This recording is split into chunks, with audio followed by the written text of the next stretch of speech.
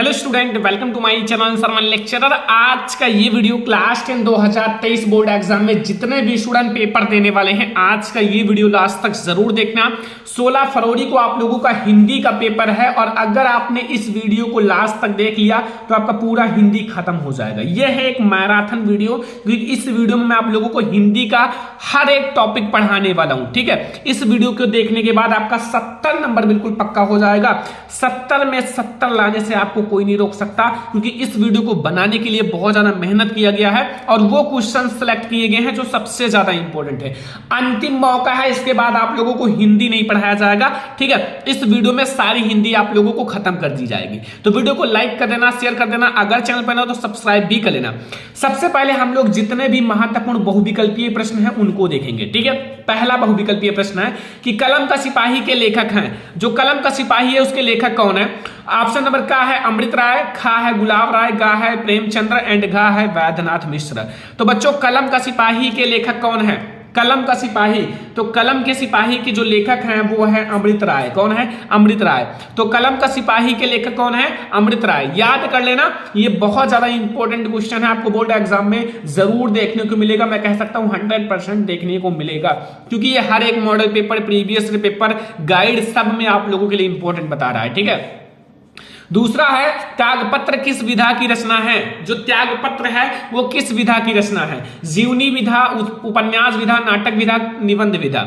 तो जो हमारा त्यागपत्र है वो किस विधा की रचना है? त्यागपत्र। तो बच्चों, त्यागपत्र जो है वो हमारा उपन्यास विधा की रचना है। किस विधा की रचना है? उपन्यास विधा। ठीक है, तो त्यागपत्र किस विधा की रचना है? उपन्यास विधा का। ठीक है, तो हमारा क्वेश्चन नंबर सेकंड का ऑप्शन नंबर खा बिल्कुल सही है कि जो त्यागपत्र है वो उपन्यास विधा का रचना है। ठीक है, लहरों के राजहंस के लेखक कौन है? लहरों के राजहंस के लेखक का नाम बताना है। मोहन राकेश, प्रेम घन, गुलाब राय, रामधारी सिंह दिनकर। लहरों के राजहंस, तो लहरों के राजहंस के लेखक कौन है? सारे स्टूडेंट को पता होगा। अगर नहीं पता हो तो मैं आप लोगों को बता देता हूं कि लहरों के राजहंस के लेखक मोहन राकेश जी हैं। कौन है? मोहन राकेश। ठीक है, लहरों के राजहंस के लेखक कौन है? मोहन राकेश। याद रखना, वेरी इंपॉर्टेंट क्वेश्चन है। हमारा क्वेश्चन नंबर 3 है। क्वेश्चन नंबर 4 देखो, शुक्ल युग की कलावधि है। शुक्ल युग की कलावधि है 1850 से 1900 तक, या 1920 तक, या 1900 से 1938 तक, या 1938 से 1947 तक। शुक्ल युग की कलावधि कब से कब तक है? तो 1919 से 1938 तक है शुक्ल युग की कलावधि। शुक्ल युग की कलावधि जो है वो 1919 से 1938 तक है, याद रखना। ठीक है, मेरी आत्मकथा जीवनी के लेखक हैं। मेरी आत्मकथा जीवनी के लेखक कौन है? वेरी इंपॉर्टेंट है बच्चों। मेरी आत्मकथा जीवनी के लेखक डॉक्टर राजेंद्र प्रसाद, या फिर जयशंकर प्रसाद, या फिर हजारी प्रसाद द्विवेदी, या फिर हरिवंश राय बच्चन। तो मेरी आत्मकथा के लेखक कौन है? मेरी आत्मकथा के लेखक जो हैं वो कौन है? डॉक्टर राजेंद्र प्रसाद। कौन है? Doctor Rajendra Prasad. Question number 5 का हमारा का वाला ऑप्शन सही है कि हमारी जो मेरी आत्मकथा है उसके लेखक हैं doctor Rajendra Prasad. Question number 6 देखो, रस मीमांसा के लेखक हैं। रस मीमांसा के लेखक कौन है? ऑप्शन नंबर आपके पास का है गुलाब राय, खा है आपके पास आचार्य रामचंद्र शुक्ल, या फिर भगवत शरण उपाध्याय या जयप्रकाश भारती। रस मीमांसा के लेखक, इस क्वेश्चन का आंसर 100% स्टूडेंट को पता होगा कि कौन सा है, और ये 100% फिक्स है कि आएगा भी, क्योंकि बहुत ज्यादा इंपॉर्टेंट क्वेश्चन है। ठीक है, तो रस मीमांसा के जो लेखक हैं वो कौन है? तो वो है आचार्य रामचंद्र शुक्ल जी। कौन है? आचार्य रामचंद्र शुक्ल। ठीक है, तैयार रखना, बोर्ड एग्जाम में आए छाप कर आना, छोड़ कर नहीं आना एक भी क्वेश्चन। ठीक है, जो क्वेश्चन ना आए कमेंट कर दो। ठीक है, उसका आंसर तुरंत मिलेगा। कीर्ति कंकाल के लेखक हैं। जो कीर्ति कंकाल है उसके लेखक कौन है? जयशंकर प्रसाद, राम कुमार वर्मा, मुंशी प्रेमचंद, मैथिली शरण गुप्त। कीर्ति कंकाल, तो कंकाल के लेखक कौन है? जयशंकर प्रसाद जी हैं। कौन है? जयशंकर प्रसाद। तो कंकाल के जो लेखक हैं वो जयशंकर प्रसाद जी हैं, याद रखना। साकेत महाकाव्य के रचनाकार कौन है, या साकेत महाकाव्य की रचना किसने की है? वेरी इंपॉर्टेंट क्वेश्चन है। साकेत महाकाव्य की रचना किसने की है? आप लोगों को पता होगा, मैथिली शरण गुप्त ने, या जयशंकर प्रसाद ने, या नरिपतन अल्लाह, या कबीर दास। साकेत महाकाव्य, तो साकेत महाकाव्य की रचना की है मैथिली शरण गुप्त जी ने। कौन किया है? मैथिली शरण गुप्त जी ने, याद रखना। ठीक है, मैथिली शरण गुप्त जी ने किया है जो साकेत महाकाव्य की रचना। ठीक है, अगला क्वेश्चन आप आ जाओ। अगला क्वेश्चन राम कुमार वर्मा द्वारा रचित प्रबंध काव्य है। राम कुमार वर्मा द्वारा रचित प्रबंध काव्य है आंसू यामा उच्चारण चोखे चौबदे। राम कुमार वर्मा के द्वारा आपको बताना है, राम कुमार वर्मा के द्वारा जो रचित प्रबंध काव्य है वो कौन सा है, तो वो है उच्चारण। क्या है? उच्चारण जो है वो राम कुमार वर्मा के द्वारा रचित हमारा प्रबंध काव्य है। क्वेश्चन नंबर 9 का हमारा ऑप्शन नंबर गा जो है बिल्कुल सही है, याद रखना। क्वेश्चन नंबर 10 देखो, क्वेश्चन नंबर 10 में पूछ रहा है कि निम्न में से रीति काल के प्रमुख 2 कवि का नाम बताना है। रीति काल के 2 कवि का नाम, पद्माकर या बिहारी या का और खा दोनों या सूरदास। रीति काल के बताना है, रीति काल के प्रमुख 2 कवि का नाम। ठीक है, तो रीति काल के जो प्रमुख 2 कवि हैं वो हैं पद्माकर और बिहारी। कौन है? पद्माकर और बिहारी। ठीक है, ऑप्शन नंबर का और खा हमारा बिल्कुल सही है। क्वेश्चन नंबर 10 तक आपको समझ में आ गया ना। क्वेश्चन नंबर 11 देखो, सारा क्वेश्चन याद कर लेना। ठीक है, आपसे रिक्वेस्ट है, इतना आप लोग कर सकते हो। जब मैं पढ़ा सकता हूँ आप लोगों के लिए, दिन रात लिख सकता हूँ और आप लोगों के लिए अच्छे अच्छे नोट्स बना सकता हूँ, तो आप लोग पढ़ सकते हो। भविष्य आपका है। ठीक है, मैं आप लोगों के लिए ही इतना मेहनत करता हूं। ठीक है, देखो निम्न में से छायावाद युग के कवि हैं। छायावाद युग के कवि कौन है? सुमित्रानंदन पंत, नारेंद्र शर्मा, दादू दयाल या कुतुबन। छायावाद युग के कवि बताना है, छायावाद युग के कवि। तो छायावाद युग के कवि कौन है? सारे स्टूडेंट को पता होगा, सुमित्रानंदन पंत। कौन है? सुमित्रानंदन पंत जो है वो छायावाद युग के कवि हैं। ठीक है, क्वेश्चन नंबर 11 तक समझ में आ गया। क्वेश्चन नंबर 12, निम्न में से छायावाद की 2 विशेषताएं कौन सी हैं? छायावाद युग की 2 विशेषताएं कौन सी हैं? का है मुक्ति प्राकृत चित्रण, या फिर कविता में हास्य और व्यंग्य के पुट का समावेश, या फिर हमारा श्रृंगार और प्रेम की भावना, या फिर प्राकृतिक का मानवीकरण। तो इसमें से आपका कौन सा सही है ये आपको बताना है। तो आई होप कि आप लोगों को पता भी होगा क्योंकि वेरी इंपॉर्टेंट क्वेश्चन है। तो इसमें हमारा देखो पहला और दूसरा ये नहीं सही है। आपका गा, आप लोगों का क्वेश्चन नंबर 12 का गा और घा वाला सही है। कौन सा सही है? श्रृंगार और प्रेम की भेदभावना और प्राकृतिक का मानवीकरण, ये दोनों आप लोगों का ऑप्शन सही है, याद रखना। ठीक है, अगला है क्वेश्चन नंबर 13, निम्न में से मुक्तक काव्य के कवि हैं। मुक्तक काव्य के कवि कौन है बच्चों? मुक्तक काव्य के कवि बिहारी, कबीरदास, भारतेंद्र हरिश्चंद्र, जगनिक। मुक्तक काव्य के कवि कौन है? क्वेश्चन नंबर 13 का। तो मुक्तक काव्य के जो कवि हैं वो हैं बिहारी लाल जी। कौन है? बिहारी। ठीक है, मुक्तक काव्य के कवि। ठीक है, अगला क्वेश्चन देखो, कश्मीर सुषमा के रचनाकार हैं।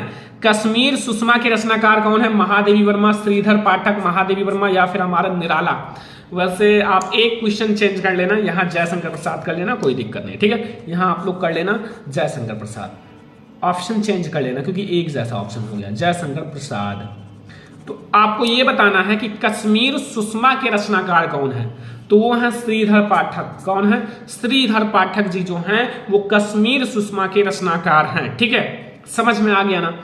15 नंबर क्वेश्चन देखो कि निम्नलिखित में से कौन सी रचना पद्माकर द्वारा लिखी है?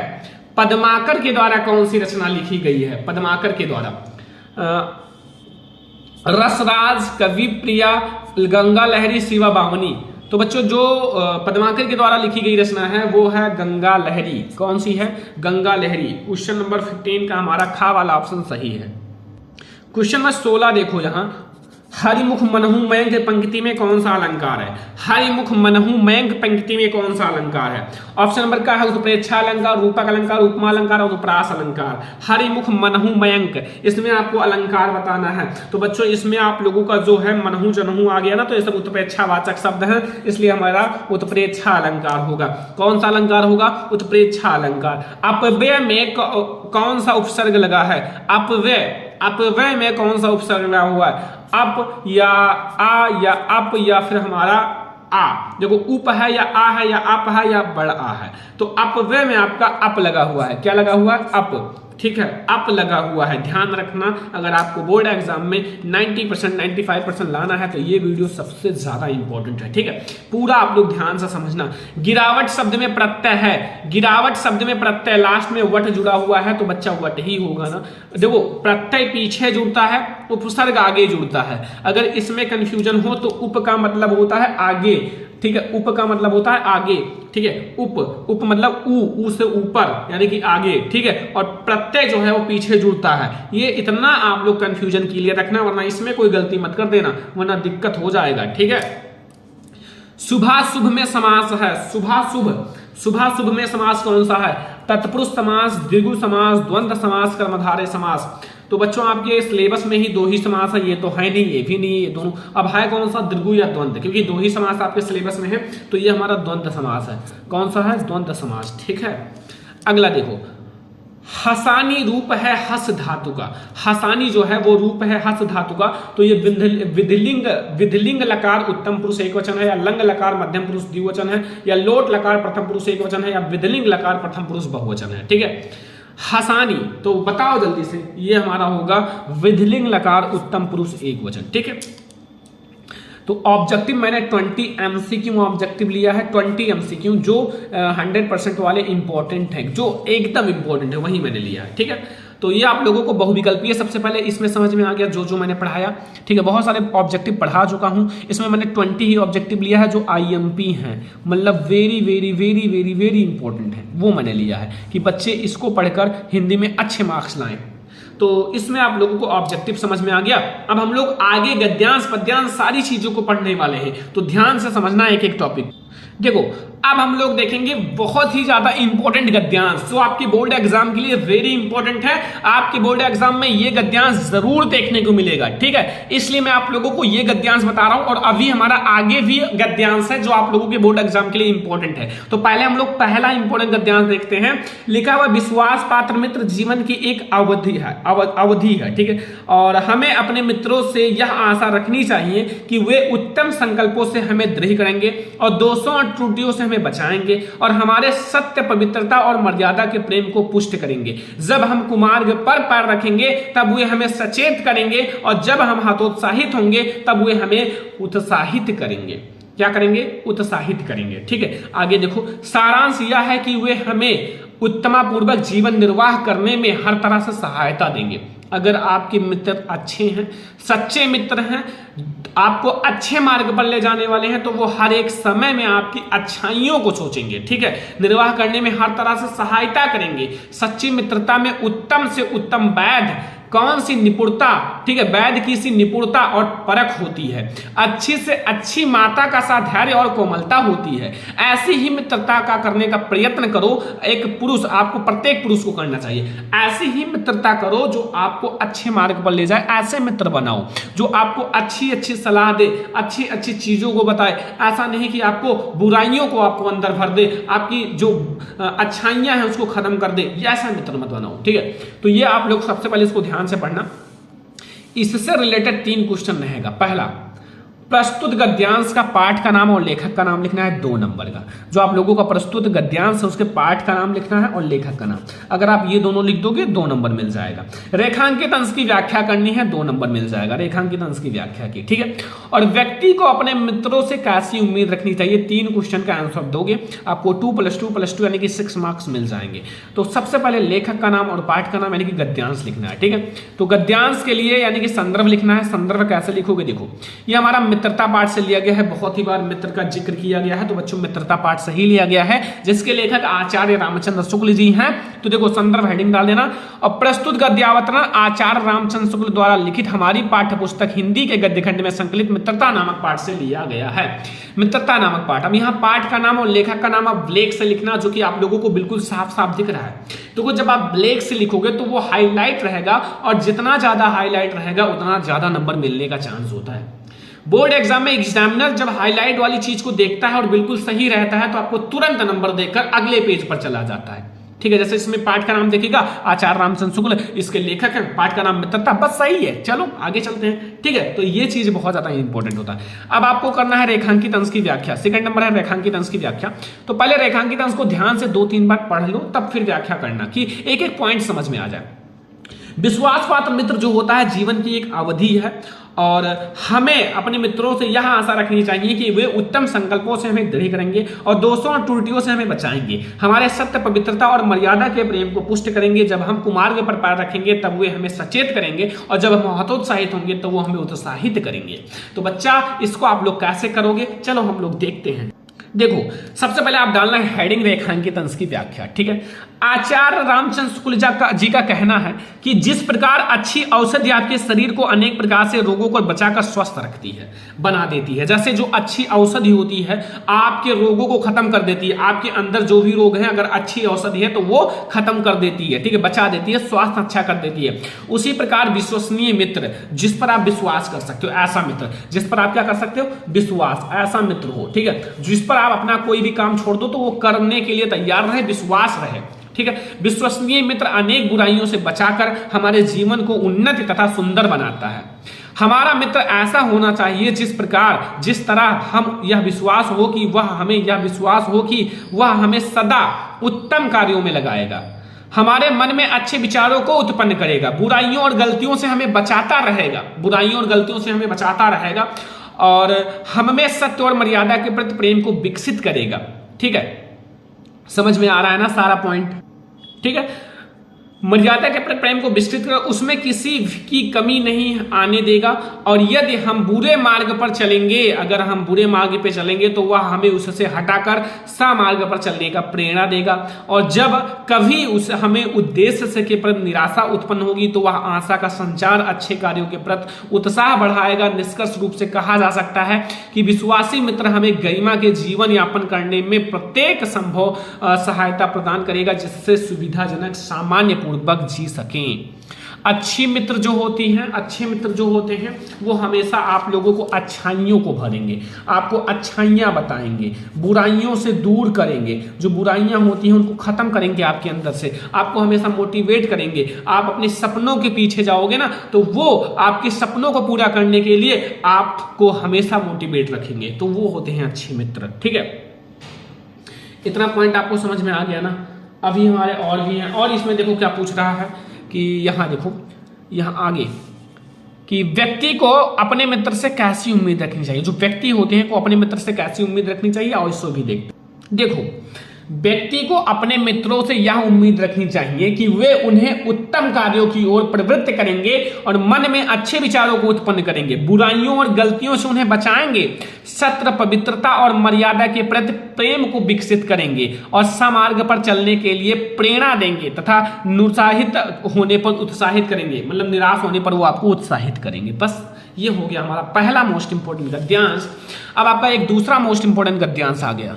दूसरा मोस्ट इंपोर्टेंट गद्यांश देखो, ये बोर्ड एग्जाम के लिए बहुत ही ज्यादा इंपॉर्टेंट है। 16 फरवरी को आपको यही गद्यांश देखने को मिल सकता है। ठीक है, पहले पहाड़ काटकर उसे खोखला कर दिया, फिर उसमें सुंदर भवन बना लिए गए जहां खंभों पर उभरी मूर्तें बिहंस उठी और भीतर की समूची दीवारें और छतें रगड़कर चिकनी कर ली गई और तब उनकी जो जमीन पर चित्रों की एक दुनिया बसा दी गई। पहले प्लस्तर लगाकर आचार्यों ने उन पर लहराती रेखाओं में चित्रों की काया सिरस दी, फिर उनके चेले कलावंतों ने उसमें रंग भरकर प्राण फूंक दिए, फिर तो दीवारें उमंग उठी और जो पहाड़ है वो पुलकित हो उठा। ठीक है, देखो संदर्भ, प्रस्तुत गद्यावतरण हमारी पाठ्य पुस्तक हिंदी के गद्य खंड में संकलित श्री भगवत शरण उपाध्याय द्वारा लिखित अजंता नामक पाठ से लिया गया है। ठीक है, बस इसको आप लोग ब्लैक ब्लू का कंबाइनेशन याद रखना। पाठ का नाम, लेखक का नाम ब्लैक से और ब्लू से। रेखांकित अंश की व्याख्या, प्रस्तुत गद्यांश में लेखक का कहना है कि गुफा की भीतरी दीवारें और छतों को विधिवत रगड़ कर चिकना बना दिया गया और तत्पश्चात उस चिकनी पृष्ठ पर भूमि पर चित्रकारों ने द्वारा अनेक चित्र बना दिए गए। फिर उनको देखकर ऐसा लगता था मानो चित्रों की एक नई दुनिया निर्मित करी गई हो, एक नई दुनिया बसा दी गई हो। फिर आपसे एक क्वेश्चन पूछेगा बच्चों इसमें कि जो पहाड़ों को जीवंत कैसे बनाया गया, जो पहाड़ होते हैं उनको जीवंत कैसे बनाया गया। तो पहाड़ों को काटकर भवन का रूप दिया गया और दीवारों और छतों खंभों को चिकना कर उन पर सजीव चित्र निर्मित किए जिसमें रंग भरा गया और इस प्रकार से पहाड़ों को जीवंत बनाया गया। नीचे लिखना, इस प्रकार से पहाड़ को जीवंत बनाया गया। ठीक है, ये हमारा दूसरा मोस्ट इंपोर्टेंट गद्यांश है। 3 ही क्वेश्चन आएगा, संदर्भ लिखो, रेखांकित अंश की व्याख्या, 1 क्वेश्चन बस। तो ये आप लोगों को समझ में आ गया ना, 2 गद्यांश समझ में आ गए। अब ये 2 गद्यांश अगर आपको समझ में आ गया तो पेपर में धुआं उड़ाकर आओगे, कुछ भी छोड़कर नहीं आओगे। अगला, जो चाहत चटक ना घटे, मैलो हुई न चित्त और रज राजसू ना हुई हैं तो निको चित्त। ठीक है, चिकनो चित्त। तो ये मैं आप लोगों को एक मोस्ट इंपोर्टेंट पद्यांश बता देता हूं जो आपके बोर्ड एग्जाम के लिए वेरी वेरी वेरी इंपॉर्टेंट है। देखो, सबसे पहले आपको इसमें पूछेगा प्रस्तुत दोहे का सौंदर्य, जो संदर्भ तथा व्याख्या लिखिए। जो आप लोगों का है इसका संदर्भ तथा व्याख्या लिखना है। संदर्भ और व्याख्या, किन विपत्तियों के कारण मनुष्य का जो मन है वो मलिन हो जाता है, और नेह चिकने में कौन सा अलंकार है। नेह चिकने में कौन सा अलंकार है, साथ में आपको ये भी बताना है। तो इस क्वेश्चन का आंसर तो सभी स्टूडेंट को पता होगा, क्योंकि ये मैंने पढ़ा रखा है शायद, और अगर आपको नहीं पता है तो अभी 2 मिनट में पता चल जाएगा। डोंट वरी, आपको सारा क्वेश्चन समझ में आ जाएगा। ठीक है, देखो संदर्भ में क्या है कि प्रस्तुत दोहा कविवर बिहारी लाल द्वारा रचित बिहारी सतसई से हमारी पाठ्य पुस्तक हिंदी के काव्य खंड में संकलित नीति शीर्षक से लिया गया है। एक भक्ति नीति चैप्टर है, लेकिन भक्ति अलग शीर्षक है, नीति अलग शीर्षक है। भक्ति और नीति, ठीक है।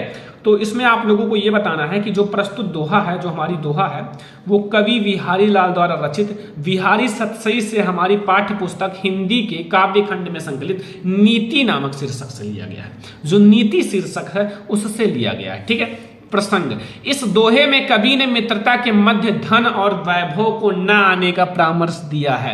मतलब जो धन है और वैभव को मित्रता के बीच ना लाओ, वरना मित्रता जो है वो मलिन हो जाएगी, क्योंकि ये सब चीजें बहुत ही ज्यादा हानिकारक होती हैं। ठीक है, धन जितना अच्छा है उतना बुरा भी है, ये ध्यान रखना। देखो व्याख्या, कवि का कथन है कि यदि आप चाहते हैं कि मित्रता की चटक अर्थात चमक समाप्त न हो, मतलब चटक अर्थात चमक समाप्त न हो, मतलब मित्रता समाप्त न हो, मित्रता बनी रहे तथा मित्रता अस्थाई बनी रहे और उसमें दोष उत्पन्न न हो, और उसमें जो दोष है वो ना उत्पन्न हो, तो धन वैभव का इससे संबंध ना होने दे। जो धन है और वैभव है उनका इससे संबंध बिल्कुल भी ना होने दे।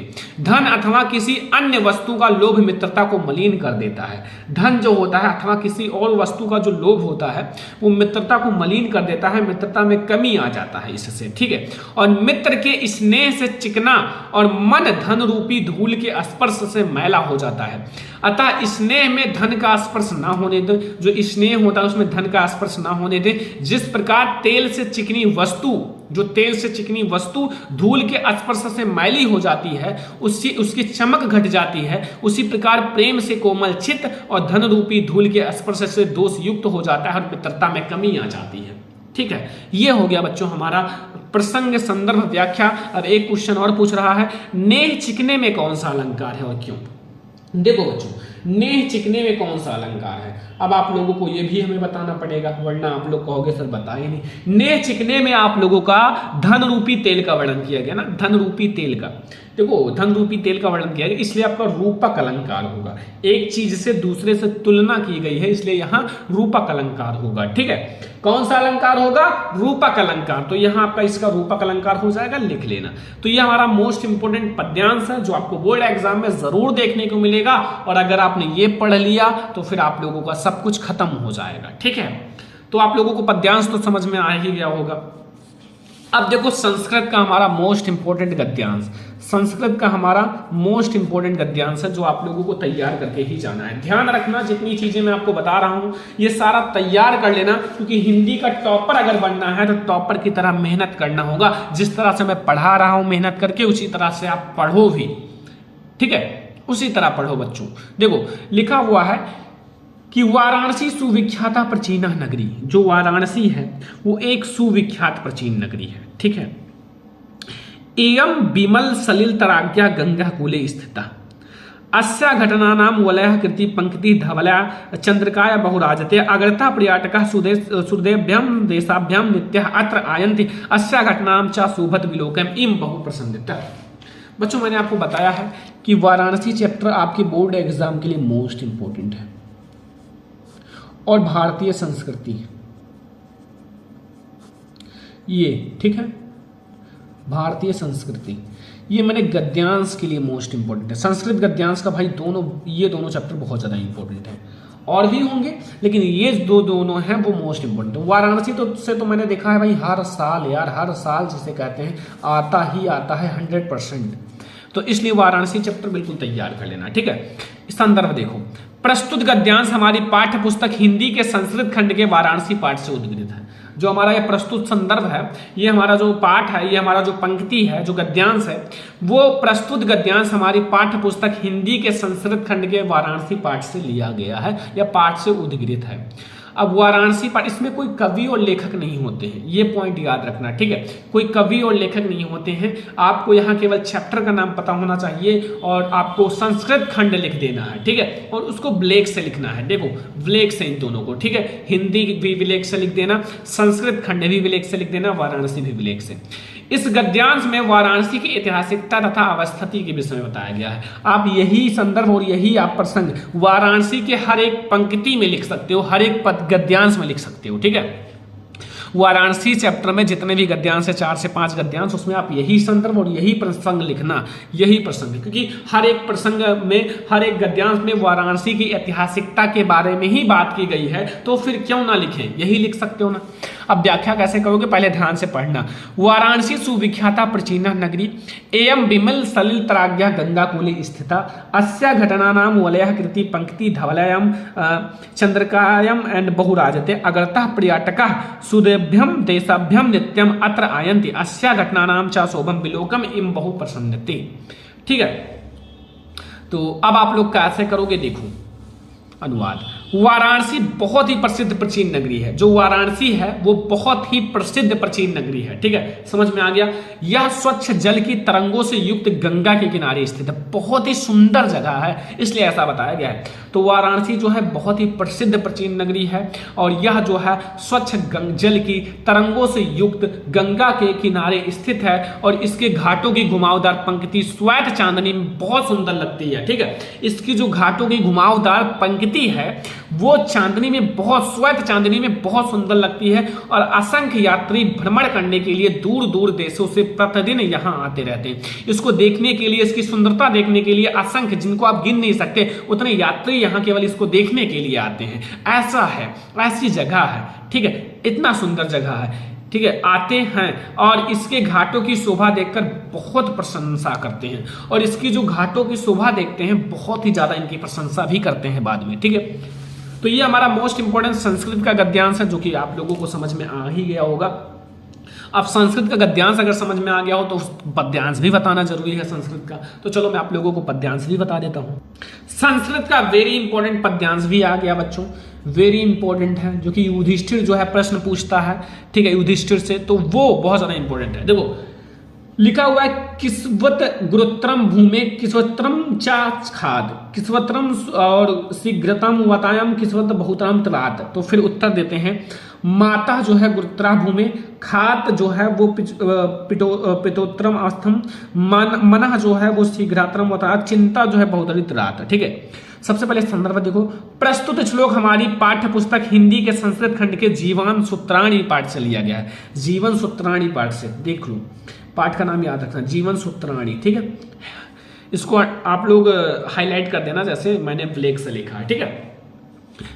प्रसंग आप लोग कैसे लिखोगे, प्रसंग भी जानना जरूरी है बच्चों। देखो इन श्लोकों में यक्ष ने प्रश्नों और युधिष्ठिर के उत्तर के मध्य माता और पिता इत्यादि के महत्व को दर्शाया गया है। जो यक्ष युधिष्ठिर से प्रश्न पूछता है उसी के संबंध में माता और पिता के अच्छी अच्छी बातों को बताया गया है, ठीक है, उनके जो माता पिता के माध्यम से महत्व को बताया गया है। देखो व्याख्या समझ लो, यक्ष युधिष्ठिर से पूछता है कि भूमि से महान क्या है, जो भूमि है भूमि से महान क्या है और आकाश से ऊंचा क्या है। भूमि से महान क्या है और आकाश से ऊंचा क्या है और वायु से अधिक शीघ्रगामी क्या है। जो वायु है वायु से अधिक शीघ्रगामी क्या है और तिनके से अधिक दुर्बल यानी कि क्षीण बनने वाली क्या है। जो तिनके से अधिक दुर्बल हो वो क्या है। तो ये उनका आंसर कैसे देते हैं वो आप लोग समझो बच्चों। लिखा हुआ है युधिष्ठिर आंसर देते हैं, युधिष्ठिर उत्तर देता है कि पृथ्वी से अधिक भारी माता है। जो पृथ्वी है पृथ्वी से अधिक भारी माता है और आकाश से अधिक ऊंचा पिता है, ठीक है, आकाश से अधिक ऊंचा पिता है और वायु से अधिक शीघ्रगामी मन है और वायु से भी अधिक शीघ्रगामी मन है। मन चाहे तो वायु से भी तेज बहुत ही दूर पहुंच जाता है, हर एक जगह का सोच लेता है मन। और तृण से अधिक दुर्बल बनने वाली चिंता है और जो तृण मतलब होता है तिनके से भी अधिक दुर्बल जो चिंता होता है वो होता है, ठीक है। तो ये आप लोगों का हो गया संस्कृत का पद्यांश। ठीक है, अब आप लोग बच्चों सारी चीजें लगभग खत्म ही हो गई। अब आप लोग जीवन परिचय याद कर लेना आचार्य रामचंद्र शुक्ल जी का। ठीक है, मैंने पढ़ा रखा है आचार्य रामचंद्र शुक्ल। दूसरा जयशंकर प्रसाद जी का। ठीक है, जयशंकर प्रसाद। और तीसरा आप लोग तैयार कर लेना किसका, कवि में आ जाओ, सूरदास। ठीक है, ये दोनों लेखक हैं, अब कवि हैं तीसरे से। चौथा हमारा तुलसीदास और पांचवा है महादेवी वर्मा। तो ये 5 जीवन परिचय तैयार कर लेना बस। ठीक है, तो ये आप लोगों को आई होप कि पसंद आया होगा। ठीक, चलो अब हम लोग देखते हैं महत्वपूर्ण निबंध। सब्सक्राइब भी कर लेना। हमारे पास है बोर्ड एग्जाम का पेपर और आप लोग देख सकते हो ये क्वेश्चन नंबर 11 में पूछा गया है, निम्न में से किसी एक विषय पर निबंध लिखिए। ठीक है, जीवन में अनुशासन का महत्व। पहला है वृक्षारोपण और प्रदूषण की समस्या तथा समाधान और राष्ट्र प्रेम की भावना। अब इसमें से हमारे इंपॉर्टेंट निबंध भी हैं। वो कौन कौन से इंपॉर्टेंट निबंध है जो आपको 2023 बोर्ड एग्जाम में 16 फरवरी के लिए तैयार ही करके जाना है, जो 16 फरवरी को 100% आएगा ही आएगा। ठीक है, तो आप लोग ध्यान से समझना, मैं आपको एक एक निबंध को बताऊंगा। देखो, आपको 5 में ऐसे निबंध बता देता हूं जो आपके बोर्ड एग्जाम के लिए सबसे ज्यादा इंपॉर्टेंट है। ऐसा ही मैंने जो बच्चे पेपर दे चुके हैं, ठीक है, इससे पहले मैंने बताया था 5 ही निबंध बताया था और उसमें से 3 निबंध बोर्ड एग्जाम में आया था। ठीक है, और अब की बार मैं आपको 5 ही निबंध बताऊंगा और इसमें से आपके बोर्ड एग्जाम में 2 से 3 निबंध आएगा। ये 5 निबंध तैयार कर लो। ठीक है, साथ में मैं आप लोगों को इनके मतलब निबंध लिखने का ट्रिक भी बताऊंगा। देखो, पहला आपको तैयार करना है स्वदेश प्रेम या देश प्रेम। ये आपका बहुत ज्यादा इंपॉर्टेंट निबंध है बोर्ड एग्जाम के लिए। ठीक है, 16 फरवरी को आपको ये निबंध देखने को मिल सकता है। ठीक है, प्रदूषण की समस्या तथा समाधान 100% आएगा, ये हर साल आता ही आता है। ठीक है, प्रदूषण की समस्या तथा समाधान, तो ये हमारा दूसरा मोस्ट इंपोर्टेंट निबंध है जो आपको तैयार करके जाना है। बेरोजगारी की समस्या तथा समाधान, ये भी हमारा बहुत ज्यादा इंपोर्टेंट निबंध है। ठीक है, आतंकवाद के कारण तथा निवारण और वृक्षारोपण। ठीक है, ये 5 हमारे सबसे ज्यादा इंपॉर्टेंट निबंध हैं जो आपको तैयार कर लेना है। ठीक है, ये 5 ही निबंध आप तैयार करके जाना। मैं यहां 100% गारंटी दे रहा हूं कि आपको हिंदी में 16 फरवरी को यही निबंध देखने को मिलेगा। इसी में से 2 से 3 निबंध देखने को मिलेगा और मैं आप लोगों को 2 ऐसे निबंध, ठीक है, 2 ऐसे निबंध बताऊंगा जो आप लोगों के बोर्ड एग्जाम में आएगा ही आएगा। सॉल्यूशन के साथ कैसे लिखना है बोर्ड एग्जाम की कॉपी में सब कुछ। तो ये हमारे पास बोर्ड एग्जाम का पेपर, इसमें देख सकते हो ये 4 निबंध पूछा गया है और इसमें से आप देख सकते हो वृक्षारोपण भी बोर्ड एग्जाम में आया है, प्रदूषण की समस्या तथा समाधान भी आया है और जीवन में अनुशासन का महत्व, या फिर आप लोग यही निबंध आप लोग ये बना सकते हो कि आप लोगों का जैसे अनुशासन का क्या महत्व है। ठीक है, तो ये आप लोग ध्यान से समझना। ये 5 निबंध आप आज ही तैयार कर लो। ठीक है, और जितना पूछा जाए निबंध में उतना ही लिखना, ज्यादा पेज लिखने की कोशिश मत करना। बहुत सारे बच्चे ज्यादा पेज निबंध में लिखने की कोशिश करते हैं और दूसरा क्वेश्चन छोड़कर चले आते हैं। ज्यादा पेज लिखने से आपको ज्यादा नंबर नहीं मिलेगा, जितना निबंध में पूछा गया उतना ही लिखना। ठीक है, तो हम लोग देखेंगे सबसे पहला मोस्ट इंपोर्टेंट निबंध, प्रदूषण की समस्या तथा समाधान बोर्ड एग्जाम में आपको कैसे लिखना है ताकि आपको बोर्ड एग्जाम में फुल मार्क्स मिले। ठीक है, लिखने का तरीका भी सही होना चाहिए वरना फिर आपको फुल मार्क्स नहीं मिलेगा। तो लिखना कैसे है वो मैं आप लोगों को बताता हूं। पहले हम लोग देखेंगे प्रदूषण की समस्या तथा समाधान, इनके बाद हम लोग दूसरा मोस्ट इंपोर्टेंट निबंध देखेंगे। ठीक है, ये हमारे पास है बोर्ड एग्जाम की कॉपी। ठीक है, ऐसे ही आपको बोर्ड एग्जाम में कॉपी दी जाएगी और ऐसे ही आप लोगों को लिखना भी है, जैसा मैं लिखा हूं ना ऐसे ही आप लोगों को लिखना भी है। सबसे पहले आपको निबंध दिया गया क्वेश्चन नंबर 11 में, कोई भी है क्वेश्चन नंबर 11, 12, 30, 40, 2, 3 किसी में भी दिया हो कोई दिक्कत नहीं। सबसे पहले आप लोग क्या डालना, ऊपर डाल देना प्रश्नोत्तर संख्या। ये सबसे ज्यादा इंपॉर्टेंट बात है, प्रश्नोत्तर संख्या जरूर डाल देना। इससे पता चलता है एग्जामिनर को कि ये कौन सा प्रश्नोत्तर संख्या है। तो प्रश्नोत्तर संख्या आप लोग सबसे पहले डाल देना। और ये हमारा प्रश्नोत्तर संख्या कौन सा है, प्रश्नोत्तर संख्या हमारा कौन सा है 11, तो इसको आप लोग 11 कर देना। ठीक है, और स्केल की सहायता से बिल्कुल सीधी अंडरलाइन करना। ठीक है, ये देखो अब आप लोगों का प्रश्नोत्तर संख्या 11 हो गया। अब हमें कौन सा हल करना है, हमें ये वाला तीसरा वाला ना, जैसे हमारा तीसरा वाला हल करना है तो तीसरा आप लोग डाल देना प्रदूषण की समस्या और समाधान। ठीक है, यहां 3rd नंबर ऐसे आगे डाल देना, कोई भी है 1st, 2nd, 3rd जो भी सॉल्व करना है डाल देना। फिर लिखना प्रदूषण की समस्या तथा समाधान, प्रदूषण की समस्या तथा समाधान। ठीक है बच्चा, तो इतना आप लोगों ने कर लिया। अब इतना करने के बाद ठीक है, कॉपी में एक ही तरफ अंडरलाइन करना, बहुत सारे बच्चे दो तरफ अंडरलाइन करते हैं, कॉपी नहीं भरना है वहां, ठीक है। क्वालिटी मैटर करता है, क्वांटिटी नहीं। आप कितना भी पेज भर दोगे नहीं रहेगा, लेकिन अगर आप अच्छे से लिखो हो, 2-3 पेज में आप लोग अच्छे से 2 ही पेज में लिख दिए, एग्जामिनर को समझ में आ गया, एग्जामिनर के दिल को छू गया, तो फिर आपको फुल मार्क्स देगा। 9 नंबर का निबंध है ये, मत भूलो कि 9 नंबर पाने के लिए हमें ये 5 ही निबंध तैयार करना, 9 नंबर फिक्स हो जाएगा, 9 नंबर, ठीक है। तो पहले हम लोग रूपरेखा हेडिंग डालेंगे, जो बच्चे बहुत सारे बच्चे नहीं डालते हैं। रूपरेखा इंपॉर्टेंट होता है, बहुत सारे एग्जामिनर इसी रूपरेखा को देखकर आपको नंबर दे देते हैं। क्यों? क्योंकि रूपरेखा में वो हेडिंग होते हैं जिसका आपने डिस्कशन किया है, ठीक है। तो रूपरेखा सबसे पहले डालना, और रूपरेखा में आपको क्या करना है, पहले आप जो जो हेडिंग का डिस्कस किए हो इस निबंध में उसको लिख लेना। जैसे पहला हमने लिखा है प्रस्तावना, सबसे पहले हम लोगों ने प्रस्तावना पर डिस्कस किया है, प्रस्तावना, फिर प्रदूषण का अर्थ, फिर प्रदूषण के प्रकार, फिर समस्या का समाधान, फिर उपसंहार, ठीक है। ये 5 हेडिंग पर डिस्कस किया गया है, और निबंध में कम से कम 5 हेडिंग पर डिस्कस होना चाहिए। ये बच्चा याद रखना, 5 हेडिंग पर, ठीक है। ये 5 हेडिंग पर कम से कम 5 हेडिंग, एक प्रस्तावना, उपसंहार, फिर बीच में 3 से 4 हेडिंग, ठीक है। और सबसे पहले आपको रूपरेखा डालना है, जो मैंने लिख दिया, और नीचे आपको ब्लैक कलर से अंडरलाइन करना है। ऐसे ही बोर्ड एग्जाम में लिखना है, एक एक पॉइंट को समझ लो, अगर आप सही से लिखोगे तभी अच्छा रहेगा। अब देखो, फिर आपको प्रस्तावना पर चलना है। प्रस्तावना आप लोगों को जरूर डालना है। प्रस्तावना जो होता है वो निबंध का सबसे मेन भाग होता है, और नीचे आप लोग अंडरलाइन करना है, और प्रस्तावना में वो चीज लिखो जिसके बारे में आपने डिस्कस किया है, थोड़ा शॉर्टकट में लिख दो, ठीक है। जैसे आजकल प्रदूषण की समस्या बहुत ज्यादा बढ़ रही है, आजकल जो है प्रदूषण की समस्या बहुत ज्यादा बढ़ रही है। इस समय हमारे समक्ष सबसे बड़ी चुनौती है पर्यावरण को बचाने का है, ठीक है। इस समय जो हमारे समक्ष सबसे बड़ी चुनौती क्या है, पर्यावरण को बचाने का, क्योंकि पानी, हवा, जंगल, मिट्टी आदि सब कुछ प्रदूषित हो चुका है।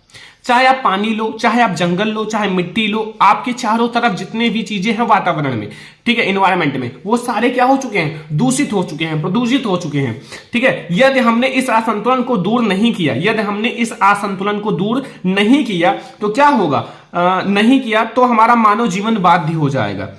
जो हमारा मानव जीवन है वो बाध्य हो जाएगा, और पता नहीं तब तक मानव जीवन होगा या नहीं होगा, ठीक है। मतलब मानव जीवन बाध्य हो जाएगा, मानव जीवन यानी कि जीवित रहना भी हार्ड हो जाएगा, क्योंकि प्रदूषण से बहुत सारे रोग फैलते हैं। अगर आप पानी पियोगे तो भी प्रदूषित है तो रोग होगा। कोई भी चीज है, आप हवा ले रहे हो, हवा में ऑक्सीजन होता है, ऑक्सीजन आपके लिए बहुत ज्यादा इंपॉर्टेंट है, वो भी प्रदूषित है। हर एक चीज प्रदूषित है, तो फिर कैसे काम चलेगा, ठीक है। अब फिर हम लोग देखेंगे प्रदूषण का अर्थ। संतुलित वातावरण में ही जीवन का विकास संभव है। संतुलित वातावरण का मतलब होता है प्रदूषण ना हो जिस वातावरण में, ठीक है। तो संतुलित हो, जिससे हमें सारी चीज संतुलित मिले, ठीक है, उसी में विकास संभव है। पर्यावरण का निर्माण प्रकृति के द्वारा किया गया, पर्यावरण का निर्माण प्रकृति के द्वारा किया गया। अगर प्रकृति प्रदूषित होगा तो पर्यावरण भी प्रदूषित होगा, ठीक है। प्रकृति द्वारा प्रदत्त पर्यावरण जीवधारियों के अनुकूल होता है, ठीक है। और जब वातावरण में कुछ हानिकारक घटक आ जाते हैं तो वे वातावरण जीवधारियों के लिए अनेक प्रकार के हानिकारक होते हैं, मतलब अनेक प्रकार के हानिकारक होता है, ठीक है। कोई हानिकारक घटक आ जाता है तो अब देखो, इसमें मैंने क्या किया, वो हेडिंग डिस्कस किया है जो इंपॉर्टेंट है, ठीक है। और राइटिंग सबसे मेन है, राइटिंग की भी विशेष ध्यान रखनी है। हैंड राइटिंग मोस्ट इंपॉर्टेंट है। अगर आपकी हैंड राइटिंग अच्छी है तो फिर आपको निबंध में फुल मार्क्स मिल सकता है, ठीक है। और आप लोग ये हेडिंग के नीचे अंडरलाइन कर लेना, अंडरलाइन मोस्ट इंपॉर्टेंट है, ठीक है। अंडरलाइन करने के बाद आप लोग जैसे एक हेडिंग आपका हो गया यहां खत्म, तो कम से कम एक लाइन छोड़ दो, जैसे मैंने एक लाइन छोड़ दिया ना। अब इससे पता चलता है कि आप बच्चे ने दूसरा हेडिंग डिस्कस किया। अब इसी में अगर आप सटा के लिख दोगे ना तो फिर नंबर कट जाएगा, क्योंकि चीजों को आप स्पष्ट रखो, ठीक है। ये हमारा दूसरा हेडिंग है। अब हम लोग देखेंगे अगला हेडिंग। अगला हेडिंग देखो, प्रदूषण के प्रकार। प्रदूषण के बहुत सारे प्रकार हैं, मैंने छोटे छोटे प्रकार के बारे में डिस्कस किया। जैसे आज के वातावरण में प्रदूषण इन रूपों में पाया जाता है। जैसे वायु प्रदूषण। वायु प्रदूषण का मतलब होता है कि वायु जो है जीवन का अनिवार्य स्रोत है। जो वायु है वो जीवन का एक अनिवार्य स्रोत है, और ऑक्सीजन गैस हमें वायु से ही प्राप्त होता है। ऑक्सीजन गैस वायु में ही होता है, तो ऑक्सीजन गैस हमें वायु से ही प्राप्त होता है। आजकल प्रदूषण के कारण वायुमंडल में ऑक्सीजन का संतुलन भी बिगड़ रहा है। आजकल क्या है, जो पर्यावरण है ना, पर्यावरण में ऑक्सीजन का भी संतुलन बिगड़ रहा है, ऑक्सीजन भी प्रदूषित हो रहा है, ठीक है। क्योंकि वायु अनेक हानिकारक गैसों से प्रदूषित है। जो वायु है वो अनेक हानिकारक गैसों से प्रदूषित है, और उससे हम सांस लेते हैं और ऑक्सीजन हमारे अंदर जाता है, तो फिर वो भी अगर प्रदूषित होगा तो फिर कुछ ना कुछ तो गड़बड़ी होगा ही, ठीक है। दूसरा देखो जल प्रदूषण।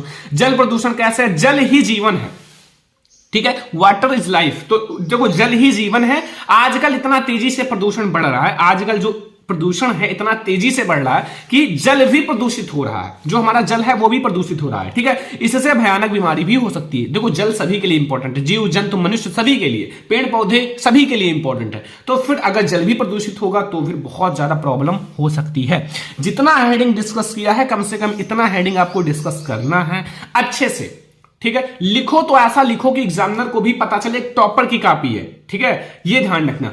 और ध्वनि प्रदूषण भी आज की नई समस्या है। ध्वनि प्रदूषण भी आज की एक नई समस्या है। मोटर है, कार है, ट्रैक्टर है, जेट है, विमान है, कारखाना है के कारण ध्वनि, ये आप लोग ध्वनि में भी लगातार प्रदूषित हो रही है। जैसे आप देखते हो ट्रैक्टर है, मोटरसाइकिल है, उसमें से देखते हो जो धुआं है ना, धुआं बहुत ज्यादा निकलता है, तो फिर वो जो है वो वायु में मिलता है और फिर वो भी प्रदूषित हो जाती है। जो ध्वनि है वो भी प्रदूषित हो जाती है। रेडियोधर्मी प्रदूषण, परमाणु के विस्फोट से रेडियोधर्मी प्रदूषण संपूर्ण वायुमंडल में फैल जाती है। जो हमारा परमाणु होता है, परमाणु के विस्फोट से जो रेडियोधर्मी प्रदूषण है वो चारों तरफ फैल जाती है और अनेक प्रकार के जीवन में क्षति पहुंचाते हैं। ठीक है, बहुत ज्यादा प्रदूषण बढ़ रहा है, इसको रोकना चाहिए क्योंकि इससे बहुत ज्यादा संतुलन बिगड़ सकता है। अभी हमारा थोड़ा सा और भी हेडिंग है। देखो फिर हमारा आता है समस्या का समाधान। ठीक है, अब आपको इस समस्या का समाधान कैसे करना है। देखो लिखा हुआ है वातावरण को प्रदूषण से बचाने के लिए, जो हमारा वातावरण है उसको प्रदूषण से बचाने के लिए वृक्षारोपण सर्वश्रेष्ठ समाधान है। वृक्षारोपण, वृक्ष को लगाना। ठीक है, वृक्ष जो है वो प्रदूषण को कम करता है, तो वृक्ष को लगाना यानी कि वृक्षारोपण सबसे अच्छा समाधान है। दूसरी ओर वृक्ष के अधिक कटाव पर भी रोक लगाई जानी चाहिए। जो वृक्ष का अधिक कटाव हो रहा है, काटा जा रहा है वृक्ष को, ठीक है, तो जितना आप वृक्ष को काट रहे हो उतना ज्यादा आप प्रदूषण फैला रहे हो। ठीक है, क्योंकि वृक्ष जो होता है वो सबसे शुद्ध हवा देता है। और आजकल बढ़ती हुई जनसंख्या और औद्योगिकीकरण के विश्व के सामने प्रदूषण का समस्या का नया आप लोगों का पैदा कर दिया है। जो प्रदूषण का समस्या है वो पैदा कर दिया है। ठीक है, बढ़ती हुई जनसंख्या, पहले क्या होता था, जनसंख्या बहुत ज्यादा हानिकारक है। जैसे घर में समझ लो आपके 5 लोग थे, ठीक है, तो 5 ही लोग अगर थोड़ा थोड़ा प्रदूषण कर रहे थे, फिर ये जनसंख्या बढ़कर घर में 15 लोग हो गए। अब भाई उसी घर में पहले 5 लोग प्रदूषण कर रहे थे, अब 15 लोग प्रदूषण कर रहे हैं। ठीक है, तो फिर ये क्या होगा, ये प्रदूषण बढ़ेगा ही ना। जितनी जनसंख्या की वृद्धि होगी उतना ज्यादा जनसंख्या बढ़ेगी, उतना ज्यादा प्रदूषण बढ़ेगा। इसीलिए तो परिवार नियोजन चलाया गया है। परिवार नियोजन यानी कि परिवार की संख्या नियोजित रखना। ठीक है, और वायु जो है, वायु प्रदूषण, जल प्रदूषण, ध्वनि प्रदूषण, रासायनिक प्रदूषण आदि को भी कम करने का प्रयास करो। इसका यही समाधान है। देखो समाधान यही है कि प्रदूषण को कुल मिला के कम करो। जितना ज्यादा कम करोगे उतना अच्छा रहेगा हमारे संतुलन के लिए। ठीक है, उपसंहार समझो। देखो उपसंहार आपको लिखना ही पड़ेगा। 2 हेडिंग सबसे ज्यादा है, 3 हेडिंग। एक तो रूपरेखा आपका सबसे ज्यादा इंपॉर्टेंट होता है, रूपरेखा, और सेकंड होता है प्रस्तावना। ठीक है, और थर्ड होता है हमारा उपसंहार। ये 3 ऐसे हेडिंग होते हैं जो हर एक निबंध में काम ही आते हैं। ठीक है, तो देखो प्रसन्नता की बात है कि भारत सरकार प्रदूषण की समस्या के प्रति जागरूक है। प्रसन्नता की बात यह है कि हमारा जो भारत सरकार है वो इस समस्या के प्रति जागरूक है। ठीक है, और जल प्रदूषण निवारण जो नियम लागू किया, अधिनियम लागू किया, उसने 1974 ईस्वी में जल प्रदूषण नियम लागू किया। ठीक है, 1974 ईस्वी में जो जल है ना, जल के प्रदूषण को कम करने के लिए नियम लागू किया गया।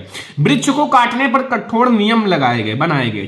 ठीक है, जो वृक्ष है, वृक्ष को काटने पर कठोर नियम भी बनाए गए हैं। सभी लोगों को वृक्षारोपण के लिए प्रोत्साहित किया गया है, किया जाए। ठीक है, और न्यायालय द्वारा जो प्रदूषण फैलाने वाले उद्योगों को महानगरों से बाहर ले जाने का आदेश दिया जाए और शुभ अवसर पर आप कम से कम एक वृक्ष जरूर लगाओ। ठीक है, तो ये पूरा हमारा हो गया बच्चों जो प्रदूषण की समस्या तथा समाधान है उस पर निबंध। ध्यान से समझो, एक एक निबंध को डिस्कस करेंगे।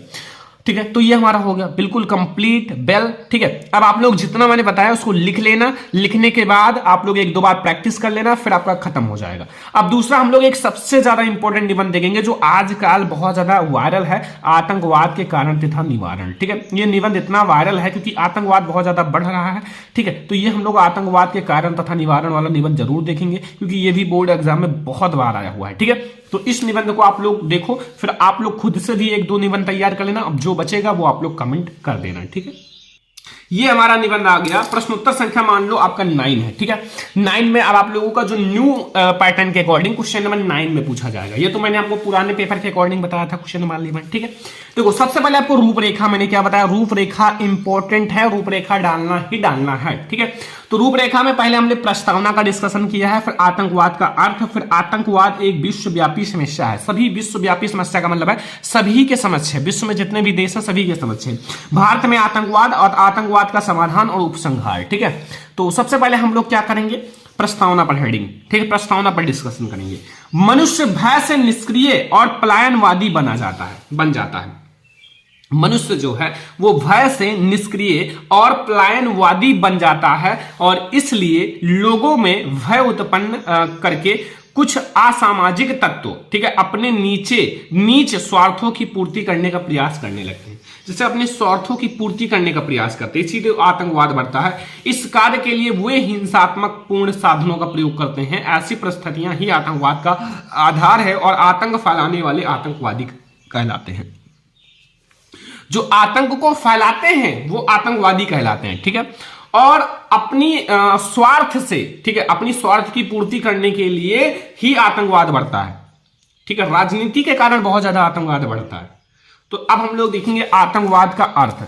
आतंक प्लस वाद से इस शब्द का सामान्य अर्थ है आतंक का सिद्धांत, ठीक है, आतंक का सिद्धांत। एंड यह अंग्रेजी के टेररिज्म, ठीक है, टेररिज्म शब्द का हिंदी रूपांतरण है। ये इंग्लिश में इसको टेररिज्म कहा जाता है, ठीक है।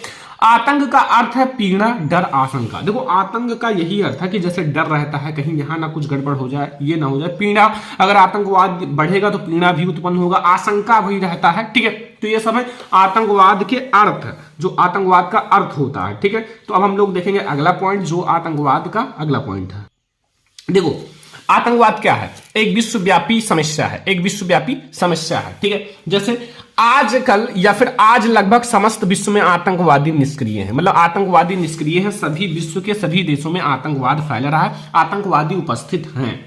ये आतंकवादी समस्त विश्व में राजनीतिक स्वार्थों की पूर्ति के लिए सार्वजनिक हिंसा और हत्यारों का सहारा ले रहे हैं, ठीक है, हत्याओं का सहारा ले रहे हैं। मतलब ये जो है, मतलब राजनीति के स्वार्थों की पूर्ति करने के लिए, जो राजनीति है उसके स्वार्थों की पूर्ति करने के लिए सर्वाधिक या सार्वजनिक हिंसा और हत्यारों का सहारा ले रहे हैं। भौतिक दृष्टि से विकसित देशों में तो आतंकवाद की इस प्रवृत्ति के विकराल रूप ले लिया है, ठीक है। आतंकवाद ने विकराल रूप ले लिया है। किसी देश द्वारा अन्य देश में आतंकवादी गुटों को समर्थन देने की घटनाएं बढ़ेगी, ठीक है। अगर आप जैसे इस प्रवृत्ति ने विकराल रूप ले लिया, किसी देश द्वारा अन्य देश में आतंकवादी गुटों के समर्थन देने की जो घटनाएं हैं वो बढ़ेगी। राजनीतिज्ञों की हत्याएं, विमान अपहरण की को समर्थन देने की घटनाएं बढ़ेगी। रासायनिक, जो हमारा रासायनिक हथियारों का प्रयोग तेज होगा। जब जितना ज्यादा आतंकवाद बढ़ेगा उतना ज्यादा जो रासायनिक हथियारे हैं उनका उपयोग भी तेजी से होगा, क्योंकि उनको खत्म करने के लिए इन सब का उपयोग करना पड़ेगा, इनका प्रयोग करना पड़ेगा। तो फिर ये इनका जो उपयोग है वो तेज होगा। भारत में आतंकवाद, देखो भारत में आतंकवाद भी बहुत ज्यादा है। देखो स्वाधीनता के पश्चात भारत के विभिन्न भागों में आते हैं, ठीक है। आतंकवादी जो है संगठन द्वारा आतंकवादी हिंसा फैलाई जाती है। जैसे आतंकवादी जो है संगठनों द्वारा आतंकवादी हिंसा फैलाई गई है। एंड इन्होंने बड़े बड़े सरकारी अधिकारियों को मौत के घाट उतार दिया है। बड़े बड़े सरकारी अधिकारियों ने आतंकवादी जो होते हैं उनको मौत के घाट उतार दिया है, ठीक है। और इतना आतंक फैलाया है कि अनेक अधिकारियों ने सेवा से त्याग भी दे दिए। मतलब अनेक ऐसे अधिकारी हैं जो सेवा से त्याग भी दे दिए। इतना ज्यादा आतंकवाद का भय होता है। और भारत के पूर्वी राज्यों नागालैंड, मिजोरम, मणिपुर, त्रिपुरा, मेघालय, अरुणाचल प्रदेश और असम में भी अनेक बार उग्र आतंकवादी हिंसा फैली है। देखो कश्मीर में तो होता ही है। कश्मीर घाटी में भी पाकिस्तानी तत्वों द्वारा प्रेरित आतंकवादी प्राय राष्ट्र प्रभुओं पर भयानक हत्याकांड, ठीक है, पर अपने अस्तित्व की घोषणा करते हैं। जैसे जो महान पर्व होते हैं 26 जनवरी, 15 अगस्त, 2 अक्टूबर, ऐसे करके बहुत सारे महान पर्व हैं, उस पर क्या करते हैं, अपना अस्तित्व दिखाते हैं, ठीक है। तो ये हमारा हो गया भारत में आतंकवाद। अभी हमारे और भी हेडिंग है। अगला हेडिंग है हमारा आतंकवाद का समाधान, ठीक है। इसका समाधान कैसे करें। भारत में विषात्मक जो है स्थिति तक पहुंचे आतंकवाद के समाधान पर संपूर्ण देश के विचारकों और चिंतकों ने अनेक सुझाव रखे। मतलब संपूर्ण जो देश हैं उनके विचारकों ने अनेक सुझाव रखे हैं, किंतु यह समस्या अभी भी अनसुलझी है। यह समस्या अभी भी बढ़ रही है। इस समस्या का समाधान राजनीतिक दलों की गतिविधियों में परिवर्तन हो, दूसरे सीमा पार से प्रशिक्षित आतंकवादियों के प्रवेश और वहां से भेजे जाने वाले हथियारों व विस्फोट पदार्थों पर कड़ी चौकसी रखनी चाहिए या रखनी होगी। ठीक है, जो आतंकवाद उसी के द्वारा आते हैं। ठीक है, एंड तीसरे आतंकवाद को महिमा मंडित करने वाली युवकों की मानसिकता बदलने के लिए आर्थिक हमें सुधार करने होंगे। ठीक है, तो ये हमारा हो गया आतंकवाद का समाधान। अब लास्ट में उपसंहार लिखना है। यह एक विडंबना है कि महावीर बुद्ध, गुरु नानक और हमारे जो महात्मा गांधी जी हैं जैसे महापुरुष की जन्मभूमि पिछले दशकों से अधिक अशांत हो गई है। भारत के विभिन्न भागों में हो रही आतंकवादी गतिविधियों ने देश की एकता और अखंडता के लिए संकट उत्पन्न कर दिया है। ठीक है, आतंकवाद जो है, आतंकवाद का समूल नाश ही इस समस्या का समाधान। पूरी तरह से जब आतंकवाद नाश हो जाएगा तभी इस समस्या का समाधान है। और भारत जो है, सरकार द्वारा एक नया आतंकवाद निरोधक कानून लगाया गया है। बस आतंकवाद में आप लोगों को इतने सारे हेडिंग्स का डिस्कशन करना है जो आपके लिए बहुत ज्यादा इंपॉर्टेंट है आपके बोर्ड एग्जाम के लिए। ठीक है, तो ये हमारा है आतंकवाद के कारण तथा निवारण। इस हेडिंग पर हम लोगों ने डिस्कस कर लिया। तो ये दो मैंने आपको इंपॉर्टेंट निबंध बता दिए हैं। अब जो निबंध बचा है उसको आप लोग कमेंट कर देना, जो आप लोगों को नहीं पता, एक दो आप लोग खुद से भी सॉल्व कर लेना। ठीक है, तो ये हमारा है निबंध। तो इसमें हमने दो निबंध का डिस्कस किया, एक प्रदूषण की समस्या का समाधान, एक आतंकवाद का कारण तथा निवारण। ठीक है, तो ये हमारा देख सकते हो बच्चों, ये हमारे पास है जो कि ये 4 निबंध आपके बोर्ड एग्जाम में आते हैं, कोई एक पर डिस्कशन करना है। अगर आप ऐसे करके आओगे ना तो आपका 9 में 9 नंबर बिल्कुल फिक्स हो जाएगा बोर्ड एग्जाम में। ठीक है, तो आज का ये वीडियो अगर आप लोगों को पसंद आया हो, लाइक करना, शेयर करना। अगर आप लोग चैनल पे नए हो तो सब्सक्राइब भी कर लेना। हम लोग ऐसे ही और बहुत सारी वीडियोस देखेंगे। तो चलो फिर मिलते हैं नेक्स्ट इंपॉर्टेंट वीडियो में, तब तक के लिए धन्यवाद।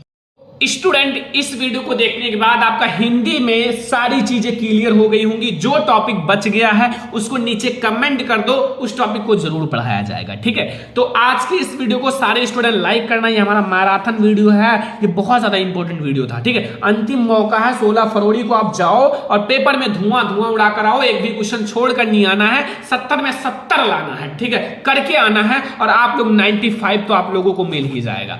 तो आज के इस वीडियो को सारे स्टूडेंट लाइक करना, शेयर करना। अगर चैनल पर नए हो तो सब्सक्राइब भी कर लेना। हम लोग ऐसे ही और बहुत सारी वीडियोस लाएंगे ताकि आप लोगों के लिए बहुत अच्छे मैराथन वीडियो भी आएगा, आप लोग सारा करके आना। ठीक है, तो चलो हम लोग मिलते हैं नेक्स्ट इंपॉर्टेंट वीडियो में, तब तक के लिए धन्यवाद।